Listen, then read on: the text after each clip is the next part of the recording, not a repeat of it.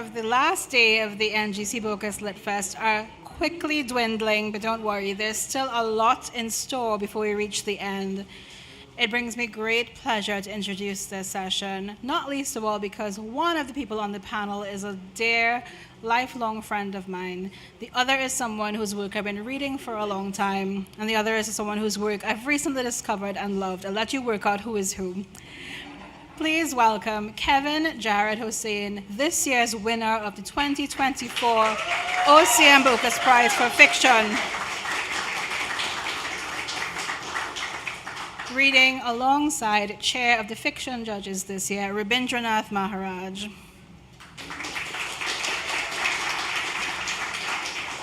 They will be led in conversation by the author of Sweet as Sugar, Camille Hernández-Ramdwar. Please enjoy the session. Hello, good afternoon, everyone.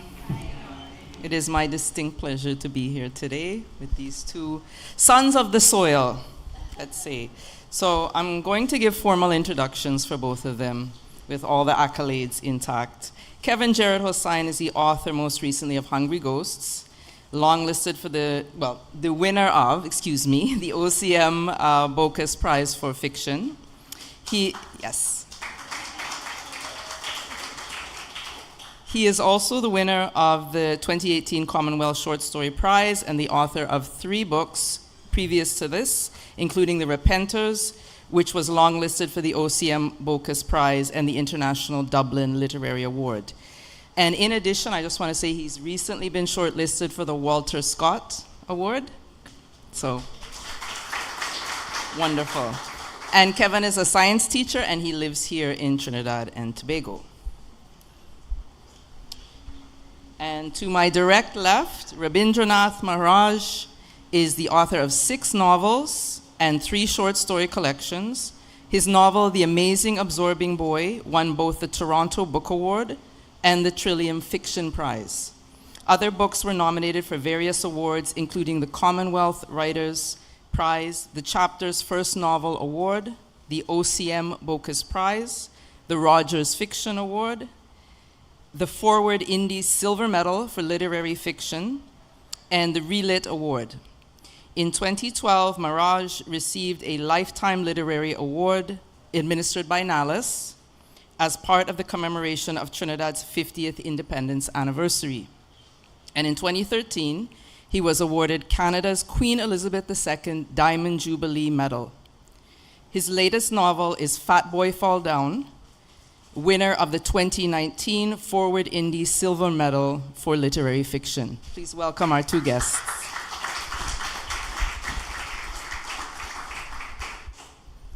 So I thought what we would do this afternoon is really just conversate, lime a little bit, talk about things, and then have these 2 amazing authors read a little bit for us as well. And what I wanted to start off talking about was the influence of Trinidad. As I said, these are both sons of the soil, and anybody who knows the work of either Kevin or Robin knows that it is deeply steeped in Trinidad. So I wanted to start off by talking about that. If you can speak a little bit about, we know that there's this long history of tremendous literary achievement coming out of this tiny island. Going way back, we know there's Nobel Prize winners. I've just listed a bunch of awards here, up to very recently, and I'm not sure if anyone is here who was shortlisted for the Commonwealth Short Story Prize, but we have 3 Trinidadians in that. There she is, Celeste. Celeste Mohammed. So I wanted to ask you both, because Trinidad is so present in your work, and you write intimately about Trinidad, if you think there's something specific to Trinidad, Trinidadians, the Trinidad psyche that lends itself to literature and storytelling. So last night at the award ceremony, we had some music. We had some music, not from the festival itself, had some music down the road. I mean to sell out nobody, but Jean-Claude and Nicholas had to go driving around and find out where this music was coming from. I don't think they want people to know that. And because it was overlapping with everybody's speeches. And they found the fellas. They had a car with some speakers, and they just say, fellas, we'll give all you some drinks if all you just hold it off till 10 o'clock until the thing done, right? And to me, like that's, I mean, it's not specific to Trinidad, but there's something that I always say is that just open the newspaper there in Trinidad is right itself. And I was like, I feel like going to write a short story about just some award ceremony and everybody trying to deal diplomatically with this. You and me both. With this You house and me party both. or party that's going on there. And we could write about many, many different alternate histories of that altercation. Yes. And some of those altercations could be distinctly Trinidadian or distinctly Caribbean. So when you say, does Trinidad lend itself to, to literature? I would say not necessarily literature. It seems that it's kind of the opposite. Trinidad kind of hates literature, but they love storytelling. When you can merge storytelling with literature, you could fool Trinidadians in a way for them to love literature. And this is me talking about who, I say, grew up here, where it's never ever, it's strange because we have so many writers that come out of here, but it's never ever seen as a possibility, at least from when I grew up. Yeah. But I would say that a lot of our cadences, a lot of how we think, a lot in the way, the bacchanalism of what we like on this soil, it lends itself more to storytelling. I say that's what Trinidad leads to us, in my view. Yeah. I think my view is a variation of what, or elaboration of what Kevin just said. I remember many, many years ago when I told people that I wanted to be a writer, there was a kind of slight disbelief followed by gentle ridicule. And one of the things that people were saying, but wait a minute, you go to any rum shop on any corner and somebody could tell a good story. And that's true. And I think that was because, and it's because of the Trinidadians' ability to, as Kevin said, tell a story. This oral tradition that didn't just draw from one particular culture, but it drew from a multiplicity of cultures, from, and not only the tone or the particular words, but the manner of telling a story. To me, that is so important. And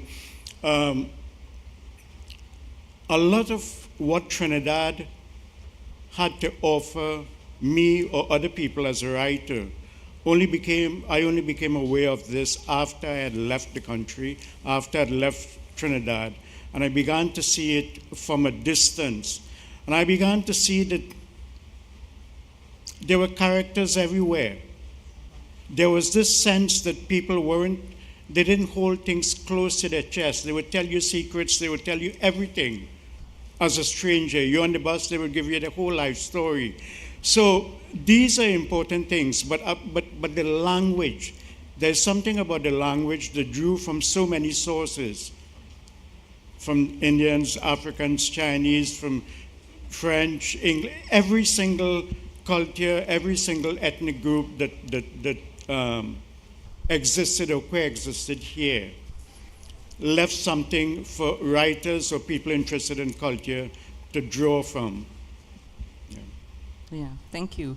And moving a little further into both of your works, and also this also relates to the landscape of Trinidad, and I was in a panel yesterday listening to a discussion about the land and how the intense energy of the land, of a place, and a spiritual energy.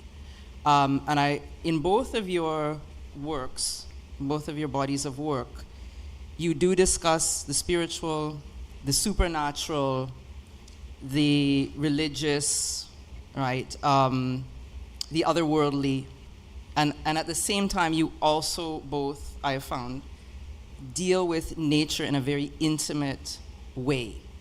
And when I say in an intimate way, you talk about nature both as something to be revered, as a tremendous respect and an emotional way of talking about nature and the land, and at the same time as something not to be messed with, that it actually is a force. So I wanted to hear from both of you about why you include this sort of spiritual / nature, however you want to define it, in your work, and why that's important to you. Well, for me, in terms of nature, I mean, we set up barricades and we set up establishments and buildings in a sense as a wall between us and nature. So like, if the rain was to fall right now, there's at least some kind of barrier between us and that. Now, with Hungry Ghosts, when I was interviewing people who, they knew of people from the barrack, the East Indian barracks, and how it's falling apart, there was holes.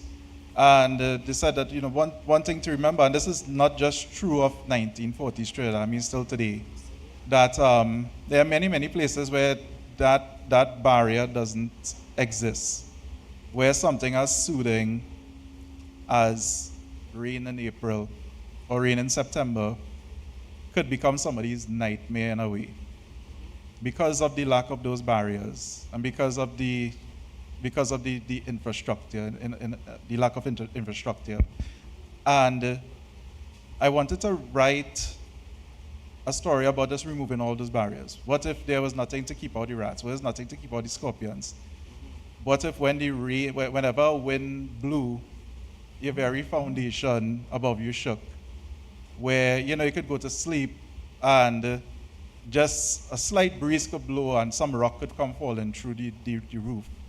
And whereas within nature, we build these things so that we could seem bigger. We seem big in these buildings, but in nature, like out in the ocean, out in the forest, you are very, very, very small and very weak, and you realize how vulnerable you are to the elements.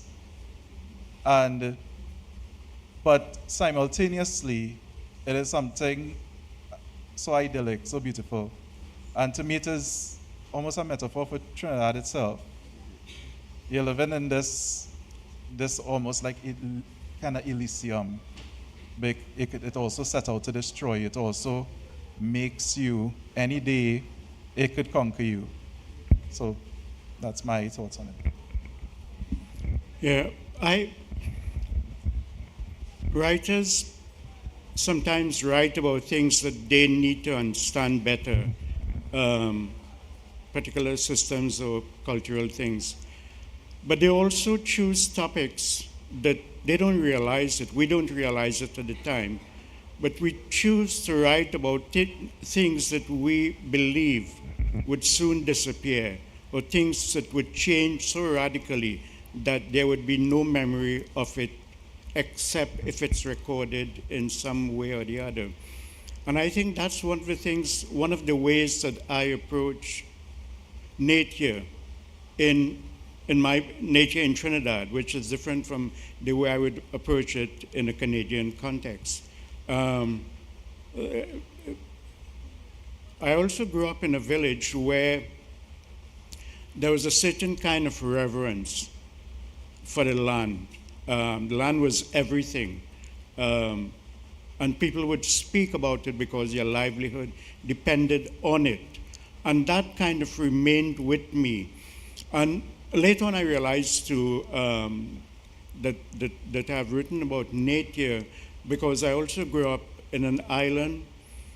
And if you spend most of your formative years in an island, you get this feeling of things being transient. There's never that sense of permanence. There's always this sense of ebb and flow, things drifting. It could be because of every time you go to the beach, you see, there are these boundaries. 2 hours in the other direction, there's another boundary. So you don't get the sense of permanence that you would get if you're living in a continent or a bigger, in some other place. But I have to say, I just have to mention this. Writing about nature didn't come easily for me. I had to train myself to look at the landscape. I found it was easier to write about people, about characters. Most of my books, began from that angle. I had to actually look at it, initially make an effort to see things beyond what I was seeing in nature. You want to add to that, Kevin? No? Just to follow along on that, can you speak a little bit about the discussions of spirituality in your work? And in particular, I'm talking about the folklore, common beliefs, common practices that people use, because I know that's evident in your work. A lot about I don't like to call it superstition, that's why I'm hesitating about which language to use, but about beliefs that people have about invoking energies of higher powers or supernatural powers in order to deal with whatever it is that life is throwing at them. I mean, I said this before, but I think the biggest supernatural power in Trinidad is money.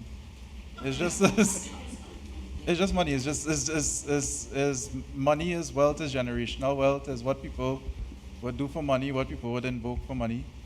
To me, I know I'm going on a different route here, but to me that supersedes any religion, that supersedes any belief people would throw away, any belief, whatever they grew up with, for money, for the promise of money, the want of it. And I mean, when writing this book, we have two, well, I would say two battling religions here. We have Hinduism, or somewhat like a mix of Hinduism. Is not Hinduism that you might find in India, because it was, it's warped over generations. We have different words for things, different spellings, slightly different meanings. And when the indented came, there was just alien to everybody here. And then you had the Christian, the Presbyterian church. And both of them were battling away. And it's somewhat based on my grandfather, he was Hindu. And my grand-uncle converted to Christian, thought my grandfather was like the stupidest man alive for staying a Hindu. Because he said, if you remain a Hindu and your children are Hindu, they're not going to get into this school, this missionary school. And, that's in here. They're not going to get into that. And even if they do get into that, they're not going to get Christmas treats. They're not going to get, they're going to get licks all the time. And as I said, like, these things supersede all folklore and supernatural for me. Those things could form, even if you were to do some world building in a fantasy story or a sci-fi story, you could easily take this, where the strong eating the weak, and you could take that, and it will just be the fundamental basis for conflict. So that's what more I had in mind. Well, in Trinidad and to a large extent elsewhere, you have this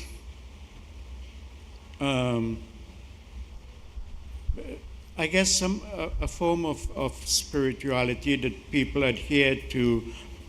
Like, I'm thinking in Canada, you have the indigenous people and so on. And the spirituality that they hold and invoke, it sort of pervades almost every aspect of their lives and so on. For me, I have to say that I don't want to offend any devout religious people here, but I have always been very skeptical of the sway or the hold of religion. I use it in my books as a kind of backdrop to show either its corrupting influence or the very, very distant promise of some kind of redemptiveness, some kind of redemption. But in terms of using spirituality, for me, in my books, it is maybe one part or a very minor part of the larger panoply that somebody would use, a character would use to achieve some kind of redemption or some kind of nobility or heroism at the end. It's sad to say that, but you look around now at the world and you see what's happening in the name of religion. I mean, there are other people, it's religion, it could be ethnicity, all of these things are kind of combined sometimes. But I think it's not unnatural to have a certain degree of skepticism about spirituality. No, I know that you're not talking about religion, you're talking about spirituality. But no, not in my books, no. All right, I'm going to pause there and ask each of you to please read from whatever it is you have for us. Yeah, I could read.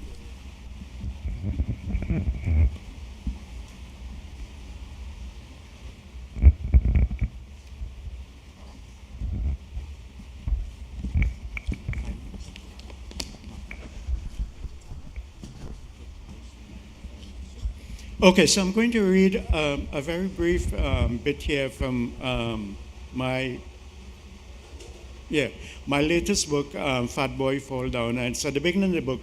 And this story, this novel, it has to do with,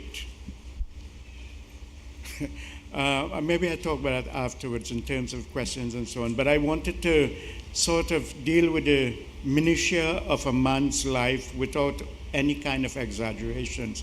I wanted to create a kind of authenticity by piling up detail upon detail, which I knew was a risky thing to do. Anyways, at the beginning of his life, before the birth of his brother, he never suspected there was anything unusual or shameful about himself. There was nothing unnatural about the rolls of supple fat that hung from his waist and which his mother pinched and tickled whenever he fell from the sofa on the front stairs, or with his father's amused comment, "Clear the road, Mamoose, the steamroller coming through."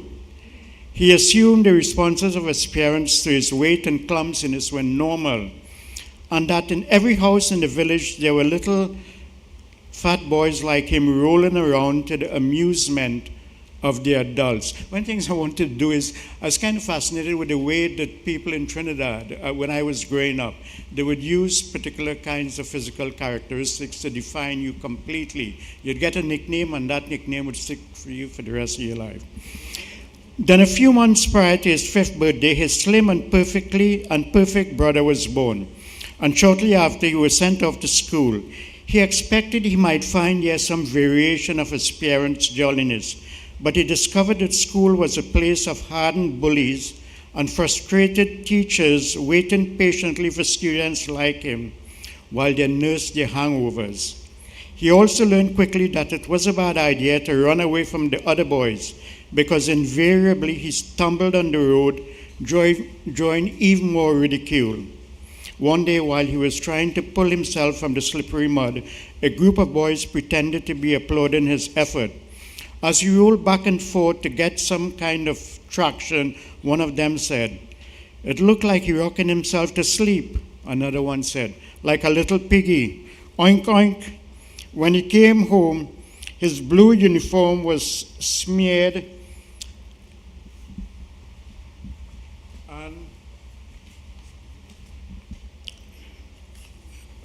with clumps of hardened mud like horns on his forehead. "I'm not going to school again," he declared. "And where exactly you want to go?" his father asked genially. Orbits, the name of the character, had always believed that if a genie or a pirate granted him a single wish, he would ask for the power to float. Not to swoop across the sky with his hand punching the air and one calf raised like Superman, but to gently glide on cushions of air, feeling the warmth of the feathery clouds as they tickled his toes. He didn't care about shooting beams from his eyes or web from his fingers, and he was unimpressed by super strength or dazzling speed. He just wanted to float above everyone. Before he could answer, his mother said in a joking voice, "Look at your clothes, boy. You're playing steamroller again?" "Only frogs is playing the mud," his father said in a reflective voice, as if he was introducing a solemn guest. Or maybe it's toad. To me, the two is the same. Don't know why they have to give different names to the exact same things. Alligator and crocodile, turtle and morcoy, goat and sheep, toad, frog, and crapo. His mother exploded. She hoisted her son into the air and asked with each catch, "Who is a crapo? Who is a little crapo?"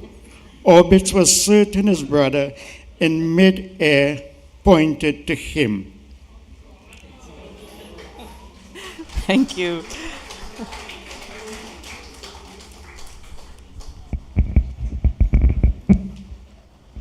My excerpt is from a chapter called A Difficult Wife.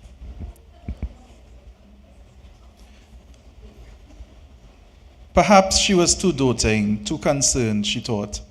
Maybe what she wanted for her son wasn't best for him. Maybe his father was right, and she was a difficult wife. At times, she believed she was missing some part that would make her a good mother. She supposed many mothers became afflicted with such an emotion after losing a child. There was little understood about malady and little consequence to violence in these parts.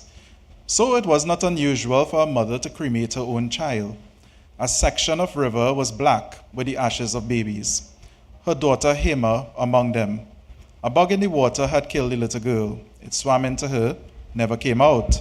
That's how it was told. But who told it like that? The nurses, a pundit, Rukman, the elder who lived 3 doors over, everything back then a fever dream. A hand shoved a bottle of Desi Daru into her mouth the day the body burned. Voices in her ear. "Don't worry, girl, let that one sleep. Your husband gonna give you another one just now, just now." So Shweta drank and wept and vomited and never spoke the child's name again. There was no memento, nothing left behind for this world but memories bedimmed by unspoken sorrow. But more than a decade later, her daughter's name still resounded. It resounded that very minute. It was a name that neither she nor her husband Hans had uttered, even to each other, since that day. And the fact that the rest of the barrack had seemed to forget her daughter's existence cemented that her son Krishna would never know that he once had a sister. Thoughts, years later, weren't prepared to be full thoughts, only fragments of malady and mortality.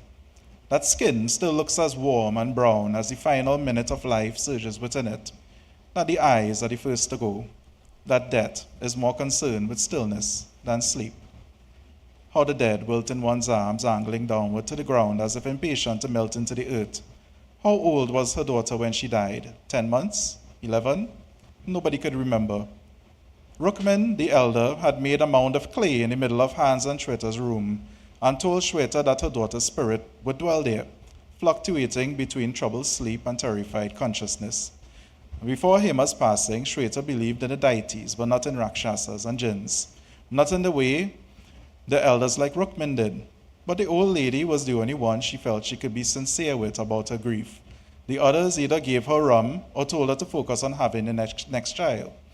Krishna was there within the air, but the sorrow lingered. Rukman's skin was fair, almost diaphanous. Always a small woman, she'd shrunk a few inches since Shweta's time as a little girl. It was as if life had whittled down her bones over the years. She spoke in resonant purrs. She communicated by touch, liked to caress the hands of those she held in conversation, held a strange electricity in her fingertips. Despite her religious convictions, Rukman listened without preaching, without interrupting. She made a batch of rice balls for Shweta and told her that it was to feed her daughter's spirit, now a preta, a hungry ghost. Her daughter's belly had expanded to twice the size of her head, she explained, and ghosts always hunger for company, and so bring other ghosts with them. 6 rice balls were to be offered to the other ghost, 10 for the hungriest one, the preta. Shweta was to abstain from any form of pleasure or grooming. Rukman was firm about this. No brush should touch her hair, no water should touch her face, no bed should touch her trunk, and finally, no man should touch her flesh. Obviously, her husband was not fond of this. In her mourning, there was no room for reluctance. Shweta decided that she would adhere to the instructions. She slept outside in the cold night, came down with pneumonia. 3 days in without saying a word, hands, kicked the clay mound, tossed the rice balls to the blackbirds. The only words he uttered that day were in great anger to Rookman. "You're trying to kill my wife?" He nursed his wife back to health, boiled eucalyptus oil in a pot, let her breathe in the steam, laid her naked body on a blanket, quilted of his merinos, cleaned her with a sponge. Anytime she thought back to it, she could only remember her helplessness, her bitterness. She wanted to have the pneumonia. She wanted to stay sick. "Let me be sick." And he was robbing her of it. It only felt right to deteriorate, even if just for a while. But she could never say such a thing aloud, not to anyone, especially not to the other woman. "What a difficult wife," they would say.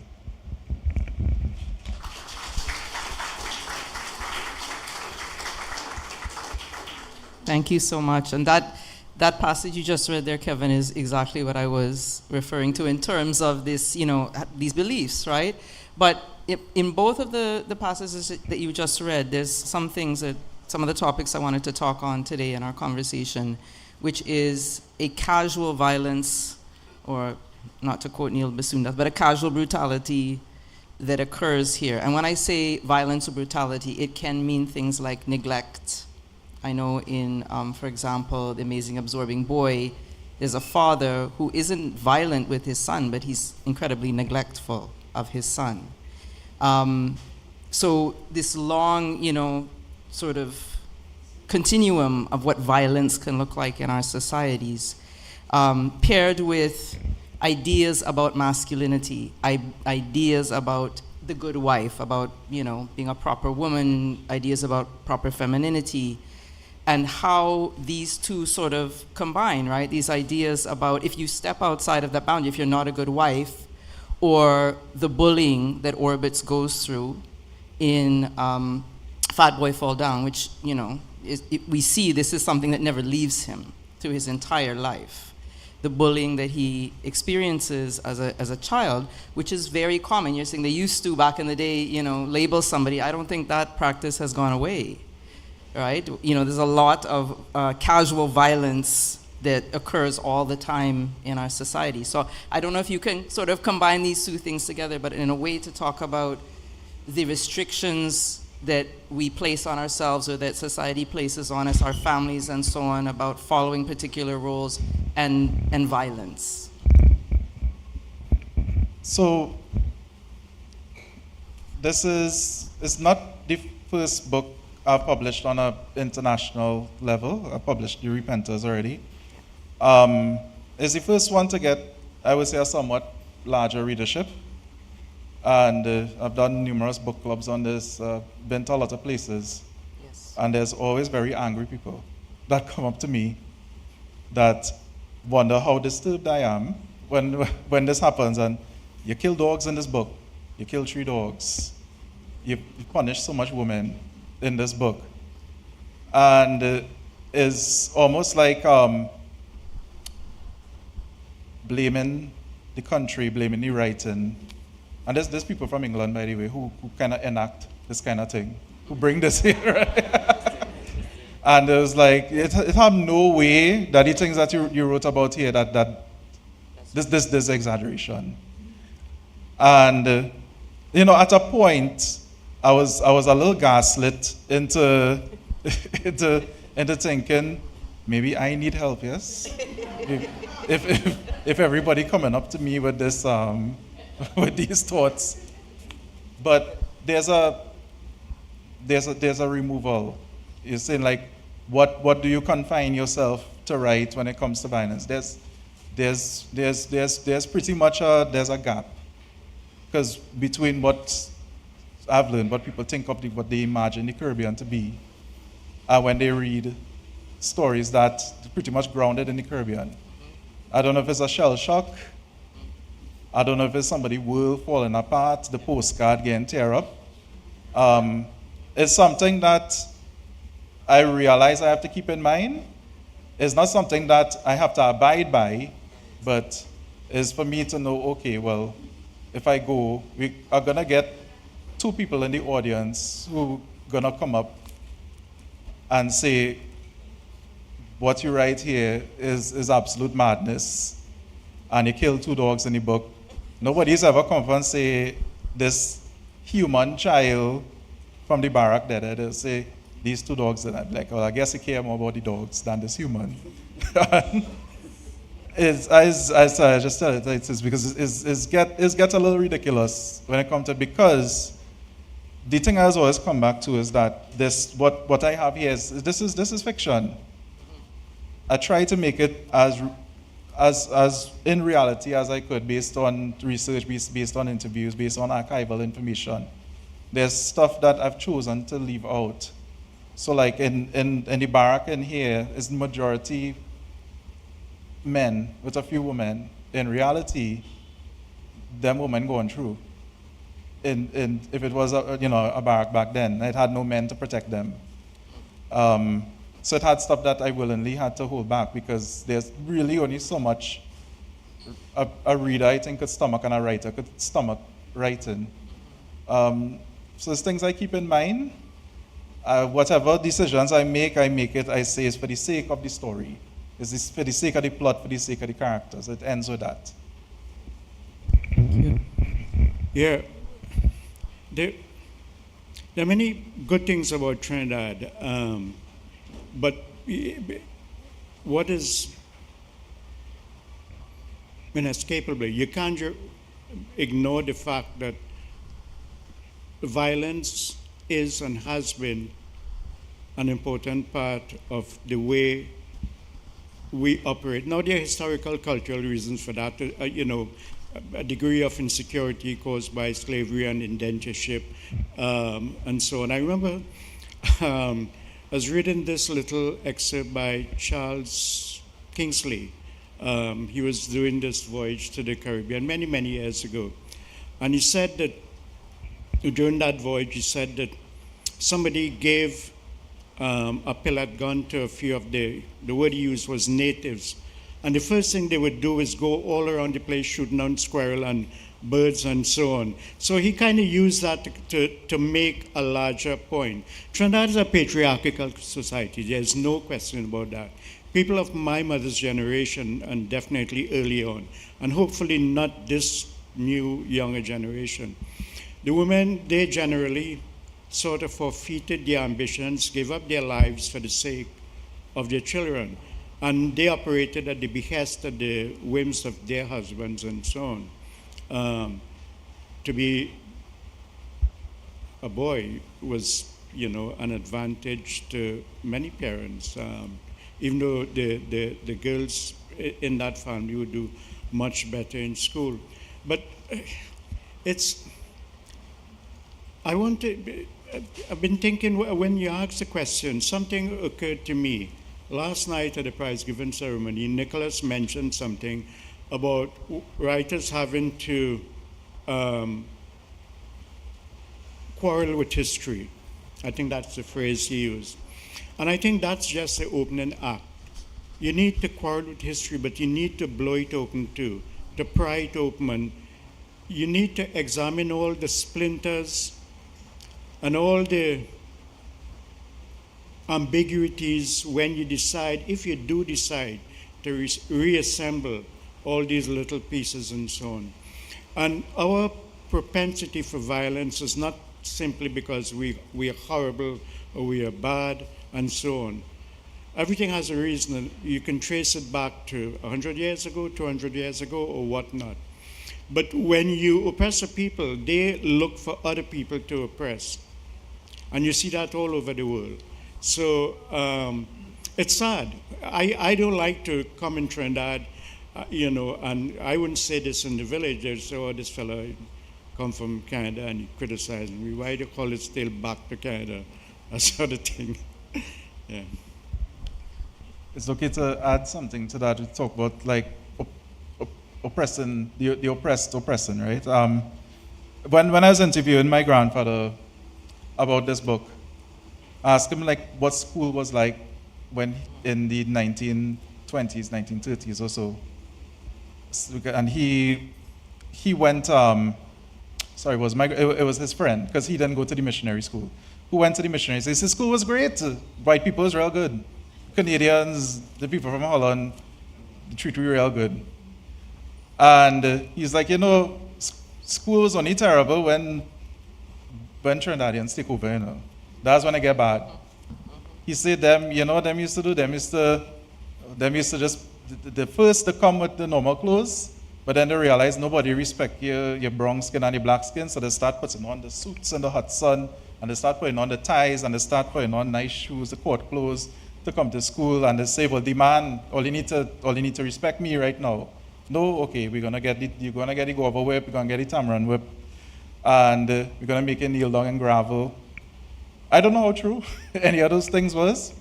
I'm pretty sure that it happened in the missionary schools as well. But I thought it was interesting what he said, where in essence, we were taught to become our own enemies.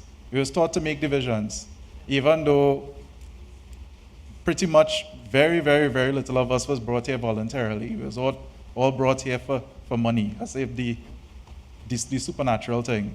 And that was something that I always kept in mind when I'm writing. How easily we become our own enemies is simply because of that history of oppressing the oppressed, the oppressed, the oppressed. Thank you. I know we're quickly running out of time, but I would like to invite each of you to read, perhaps briefly, so there's time for questions.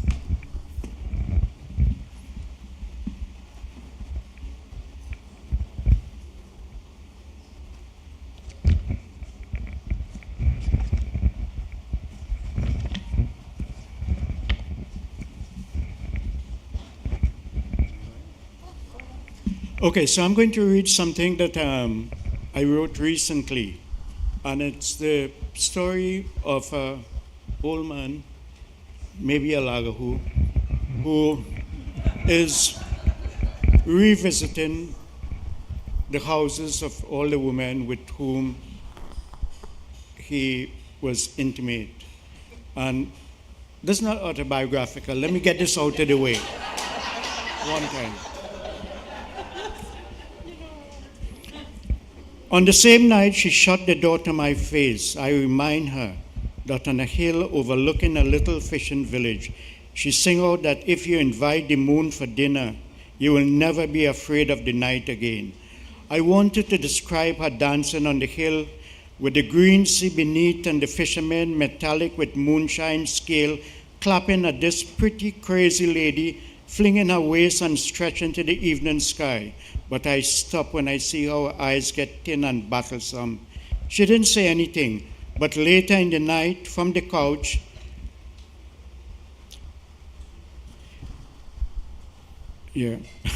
I hear the tap-tap of a cane and the medicine cabinet creaking open.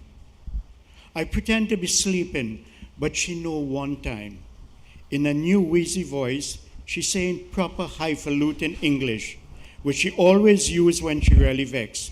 Fairy tales are for people at the beginning of their lives, not those at the end. I wish I could protest and tell her that big people could be the same as children, if only they believed that the world have enchantment and secret and hope, but that would have set her off. Now, even though so much time passed of all my regret, that silence, my silence, is the one that walks with me every night. I should have mentioned all these upside-down obstructing on my mind, and maybe phrase it the way she liked to talk so she wouldn't think it was just Mama Guy. It's too late now, too late.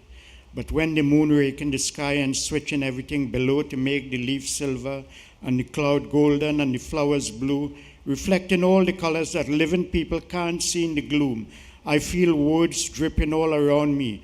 And then I imagine the two of we still young and alive and exploring the island, looking for those special secret spots, place with misty valley and running water and every god shade of green in the world. And in my gravelly stage actor voice, then one that draw her to me, I enunciating why I come hostage to the dark. I tell her, in the early mornings, the island is awakened to the jostling extempo and parakeets and squirrels whipping at the pine cones.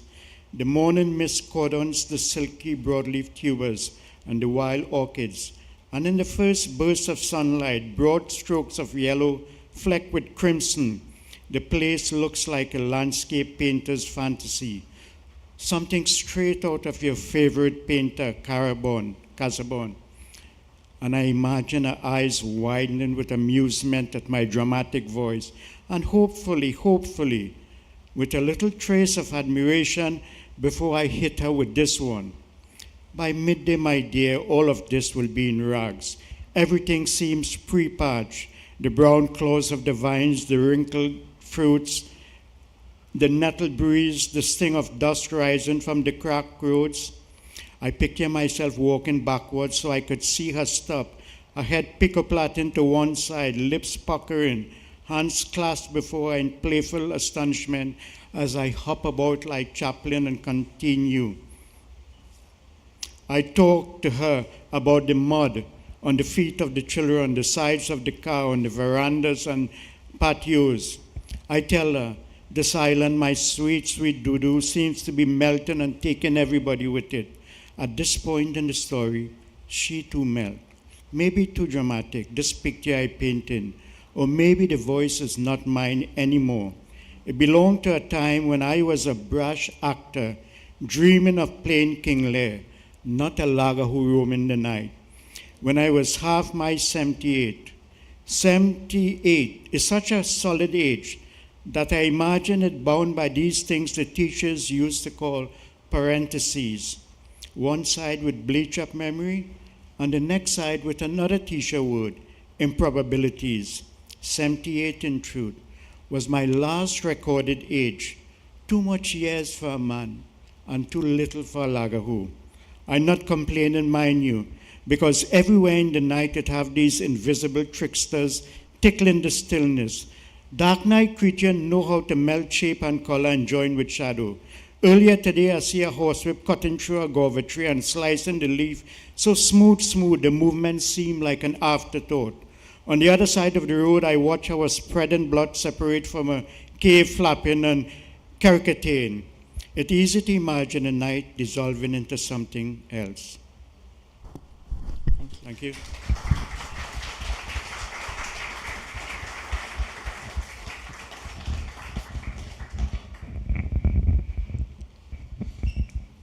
The schoolhouse was modeled after the church. Krishna was the only child in the barrack enrolled there, despised it. They cut his hair. His classmates were all from Bell Village, despised them all. Some were Hindu at home, but Presbyterian at school. Not him. One cannot be both, is what he taught. You must choose one. Only a fool would spread his soul thin. For Christmas, the missionaries of Nova Scotia and their wives brought gifts. To the boy on his right, a toy locomotive. To the girl on his left, a little traveler's sewing kit. Her little brother, a Mother Goose coloring book. And for Krishna, a chewed pencil and a Bible. The teachers wore thick jackets in the hot sun, seemed to become aroused when they put their tamarind whips to use. They gave each one a biblical moniker. One was called Gomorrah, another Rapture, and then Revelations. A few children were whipped harder than the others, Krishna among them. He didn't know what elegy written in a country churchyard had to do with him, yet he knew the first 3 stanzas by heart. He had no friends at school. He was the oldest in his class because of his late start. A small group of his classmates turned the others against him when he gave the girls lice. He was pestered incessantly, the taunting maddening.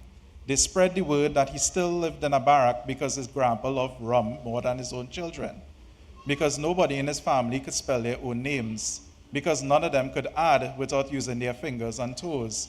They told the class that Krishna drank the same pond water that the goats squatted in, that spiders nested in his food, that cockroaches crawled into his nostrils at night, that he stank of his father's semen, because his father took his mother in front of him every night, and that he daydreamed of joining in. It was hard for Krishna to hear these things because some of them were true. After school one evening, those same boys from his class kicked him down, took turns spitting on his head. It hadn't been the first time, but this time he wasn't going to take it. He wouldn't stand for it. He had the bold blood of his companions running through him. Something had gotten into him since then, the promise of a blood oath, Kobo blood. He pictured himself as a scorned bird. Enough was enough. And later that evening, while those classmates bathed in the river, he and his companions put dog shit in their shoes, and things escalated from there. They hurled rocks at each other, skirmish, fists to cheeks, hands to throats. They fought like they had been rivals since the beginning of time. Krishna enlisted his cousin, Tarak, to get revenge. A tall boy, made even taller as he kept his long hair bundled high and bristly like the crown of a pineapple. Tarak was thin, but a diet of dasheen had lined his body with a tight fibrousness. He had a distinct way of twitching his shoulders like a hound trying to shake off fleas. Krishna was 1 year younger, but Tarak admired him like he was an elder sibling. They spiked the bullies' water with globe salts, exploded their bowels. They put scorpions in the latrine. Inevitably, one of the bullies got stung. Anaphylactic shock. Tarak was willing to take the fall, but Krishna said, no, I want them to know it was me. That poor boy could have died, was all the schoolmaster said to Krishna after being told about the bullying. Even though Krishna's father got on his knees and begged the schoolmaster, he was suspended for the rest of the school year. But the schoolmaster, taking pity on the groveling father, agreed to consider allowing the boy to repeat the standard in September. Krishna's mother, upon hearing the news, crafted a mala from exora flowers, lit a wick in a diya and circled it over her son 3 times while chanting a holy mantra. She made him wear an aranjanam string around his waist for a week in case the boy's mothers paid a demon to put a curse on him. Krishna ate dinner by flambeau light, trying to bat away the mosquitoes from his rice. After sunset, his mother put out the flambeau. The plains were so dark now that he could barely see his own hands. The egrets flew overhead. When the toads quieted, the world outside vanished. There was nothing left to do but sleep. And as Krishna drifted off, he reminded himself, don't let the dreams fool you. This is your place in this world, and there's no other world out there but this one. There's no other body than the one the gods have paired you with, and there's no other life but the one to which you are bound. Thank you so much. I think we may have run out of time. No time for questions. Is there? Yes? Excellent. Okay. Does anybody have a question? The mic is on the move. Somebody stand up. Ira.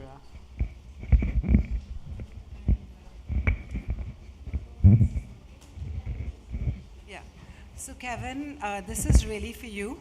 I want to say to you that you did such a wonderful workshop maybe about 5 years ago, a workshop on short stories. And at that time, I was kind of, as a journalist, trying to work out the reason for the brutality, like, Naipaul has written about it, a lot of casual brutality in Trinidad. But I also had noticed from my research that a lot of the brutality had been directed towards the women of East Indian descent, because they always seemed to, the domestic violence seemed to be higher there, and the way they were murdered, frankly, about 40 women are murdered every year, was also very violent. And that's not including the poison that they regularly drank. Now, you told me a story then, you told the class a story then, and I'm wondering if that was the kind of seed that made you want to look at the genealogy of brutality in this country. And you said, and forgive me if I'm wrong, I think you told a story about a man who'd been knocked down and whose brains were literally splattered on the floor in somewhere in downtown, and everybody laughed. I'd just like you to just speak a little bit about brutality and the inheritance of brutality and how you handle it in your book. So I'm going to cheat a little bit here. I did a panel with a Jamaican, Roland Watson Grant, in Brooklyn last year. And he was talking about his father, who he described as a somewhat unstable man. And I like to think of everybody in Trinidad as slightly unstable. And he said he's a somewhat unstable man. And he said that if you put almost like an unstable isotope in a way, if you put them in this radioactive environment, where they're going to be absorbing this nuclear energy, and they're going to be hit with neutrons and protons and electrons all the time, and the radioactivity filling the lungs in a way. At a point, it's a timer, but we're gonna finish. At a point, it have to come out. Whatever going have to come out. The story I did say about this guy who, and it was a WhatsApp video that was passing around, and this man, he like filming this guy, he's fixing his truck, and you get knocked over, and this man was like, whoa, this man brain look like scrambled egg, boy. And there's a way in which this brutality has to come out. Luckily, most Trinidadians choose to do it with jokes and humor and memes. There are people who I think are incapable or just do not like humor and memes, and it comes out in an entirely different way. It has to come out. Whatever goes in has to come out at a point, because like any unstable chemical or unstable atom, it always releases things until it is stable. Unfortunately, we are never stable because there's always instability around us. So the way in which we deal with brutality, if it's not humor, is going to come out in some way that is much more nefarious. All right, I'd like to thank both of our authors today, Kevin and Rabindranath. Can we get a round of applause, please?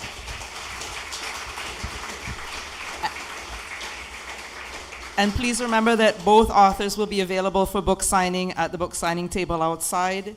I'd like to thank everybody for being here today. I'd like to thank Bocas Lit Fest. And coming up next is Amazing Scenes, the launch of the C. Prasad Naipaul collection. Also, the books are for sale in the atrium. Thank you. And make sure you buy Kevin's book. It's one of the best novels I've read for the longest while.